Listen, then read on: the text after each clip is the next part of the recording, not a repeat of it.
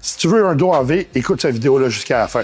On vous explique comment développer tes lattes, surtout le bas des lattes, avec du lat pull-down. Tu peux le faire avec une barre droite en reverse, ce qui veut dire en supination, ou, moi, ce que j'aime, la Mac Grip, parce que j'ai vraiment un bon ressenti dessus. Donc ici, effectivement, ça te permet d'aller chercher une prise en supination qui est plus confortable. Parce que la barre droite en supination complète, c'est pas tout le monde qui a la mobilité d'épaule, de coude, de poignet, etc. Fait que ça te permet d'avoir quand même l'épaule bien placée, une bonne grip. Vas-y, Gab. Exactement. Fait que, évidemment, le truc à ne pas oublier, c'est toujours d'abaisser les épaules. Donc, c'est pas un mouvement de bascule d'épaule, c'est un mouvement de descente d'omoplate. Il faut que tu pousses par en avant. Puis moi, je recommande tout le temps, quand tu finis ton mouvement comme ça en stretch, de vraiment accentuer l'angle entre ton triceps puis ta hanche. Plus c'est droit, plus ton lat est stretch.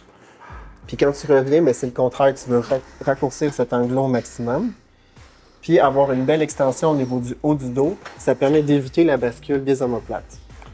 Petit bémol, les gens qui sont très très massifs du dos, qui ont un dos très épais, ils ont les érecteurs du rachis qui sont très prompts à être activés quand c'est pas leur job. Fait que pour ces gens-là, on peut faire une série d'activations avant, fait qu'un petit peu moins lourd. Bon, t'es déjà à 115, je dirais pas plus bas. Donc le lat, tu fais une portion de l'extension du dos, mais il y a une fonction au niveau de l'épaule. Tes érecteurs du rachis, parce qu'ils font l'extension du dos, on va faire une flexion pour comme les calmer. Puis à ce moment-là, quand on va faire la série d'échauffement, ça va être 100% du lat. Fait que fais une flexion, fait que reste un petit peu plus en petite boule. Oui. Puis là, va chercher ton... Fait que tu sais, ton ressenti va être là quand même. Tu vas stretcher au maximum.